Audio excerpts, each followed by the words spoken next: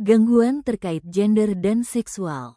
Perkenalkan, kami dari kelompok 3 beranggotakan Kailah Andini Muhammad Husni, Rohmatul Alawiyah, Ivelia Franciscawati, Erlina Cahya Budi Kusuma.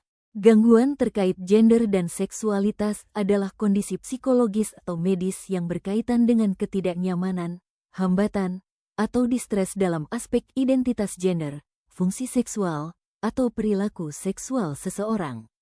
Dalam konteks psikopatologi, gangguan ini lebih fokus pada penderitaan psikologis, masalah fungsi sosial, serta kesulitan dalam kehidupan sehari-hari yang dialami seseorang.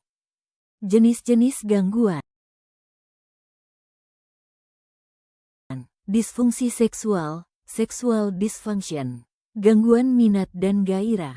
Gangguan ereksi atau disfungsi ereksi.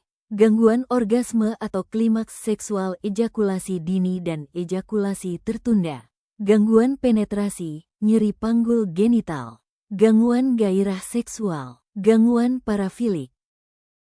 Faktor-faktor penyebab gangguan terkait gender dan seksualitas. Faktor penyebab gangguan gender. 1. Faktor sosial dan psikologis. Lingkungan sosial dan pola asuh merupakan instrumen krusial dalam pembentukan identitas gender anak. 2. Faktor biologis. Faktor biologis, khususnya perkembangan hormonal dan neurologis, memiliki peran penting dalam memicu kemungkinan terjadinya disforia gender, GD. B. Faktor dalam perkembangan gangguan seksualitas. 1. Perspektif psikologis. Pandangan psikologi kontemporer tentang disfungsi seksual menekankan peran kecemasan, kurangnya keterampilan seksual, keyakinan irasional, persepsi tentang penyebab kejadian, dan masalah hubungan. 2. Perspektif biologis. Faktor biologis seperti rendahnya kadar testosteron dan penyakit dapat meredam hasrat seksual dan mengurangi responsivitas. 3. Faktor sosio-budaya. Disfungsi seksual pada pria juga dapat dihubungkan dengan keyakinan sosial budaya yang ketat dan tabu tentang seks. Upaya penanganan terkait gangguan gender dan seksualitas. Agender. 1. Konseling psikologis. Psikoterapi berperan penting dalam membantu individu memahami identitas dirinya, mengelola tekanan psikososial, serta memperkuat harga diri dan kemampuan coping. 2. Terapi hormon, HRT, hormone replacement therapy, dilakukan oleh dokter spesialis membantu endokrinologi untuk transisi biologis menuju gender yang diidentifikasi oleh individu, seperti penggunaan estrogen bagi transgender wanita, atau testosteron bagi transgender pria. 3. Operasi reassignment kelamin, sex reassignment surgery. Pada kasus tertentu, operasi perubahan kelamin menjadi bagian dari proses afirmasi gender. 4. Pendekatan multidisipliner. Idealnya, intervensi dilakukan oleh tim profesional yang terdiri dari psikolog, psikiater, dokter, pekerja sosial, dan konselor spiritual untuk memastikan pendekatan yang holistik dan empatik. B. Seksualitas. 1. Dorongan atau hasrat seksual yang rendah. Terapis seks dapat mencoba membantu orang yang mengalami hasrat seksual yang rendah dengan latihan penggunaan rangsangan, stimulasi diri, masturbasi, bersama dengan fantasi erotis. 2.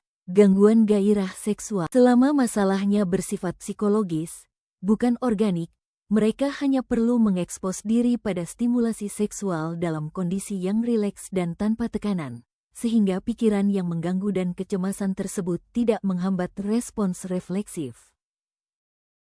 3. Gangguan organisme. Pendekatan perilaku yang paling banyak digunakan untuk menangani ejakulasi dini disebut teknik stop-start atau stop-and-go, yang dikenalkan pada tahun 1956 oleh seorang urolog bernama James Semans.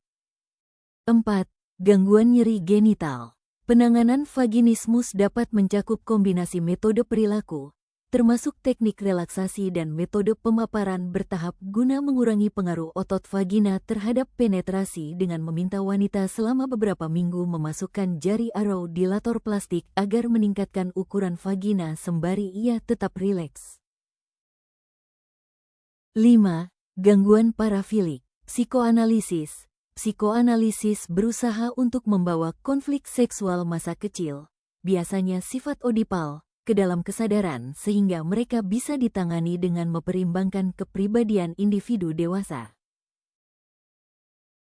Contoh kasus yang terkait masalah seksualitas salah satunya adalah pedofilia. Seperti kasus grup di Facebook, Official Loli Candis 18+, para pelaku menyebarkan konten-konten pornografi dengan objek anak-anak di bawah umur. Grup itu dikelola oleh 4 pelaku yang saat ini sudah ditahan dan ditetapkan sebagai tersangka. Dalam aksi kejahatannya, pelaku bukan hanya membagikan postingan foto dan video dengan muatan pornografi, tetapi juga melakukan kekerasan seksual terhadap belasan jumlah korban. Tidak hanya melakukan kekerasan seksual, para tersangka juga merekam video saat melakukan aksinya itu lalu membagikannya kepada para anggota fanspage. Penyidik meyakini masih ada korban lainnya yang belum teridentifikasi dan pelaku lain yang berkeliaran. Kesimpulan, seksualitas dan identitas gender adalah bagian mendasar dari diri manusia yang terbentuk dari gabungan faktor biologis, psikologis, dan lingkungan sosial. Gangguan dalam bidang ini terbagi menjadi 2 kelompok utama, yaitu disforia gender, yang terjadi akibat ketidakcocokan antara jenis kelamin saat lahir dengan identitas yang dirasakan, serta gangguan seksualitas yang meliputi masalah pada gairah seksual hingga perilaku seksual yang berisiko.